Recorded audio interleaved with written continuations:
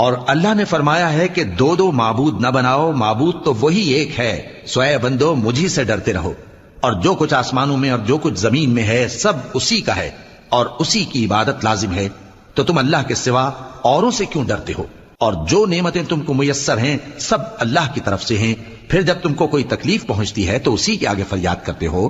پھر جب وہ تم سے تکلیف کو دور کر دیتا ہے تو کچھ لوگ تم میں سے اللہ کے ساتھ شریک کرنے لگتے ہیں تاکہ جو نعمتیں ہم نے ان کو عطا فرمائی ہیں ان کی ناشکری کریں۔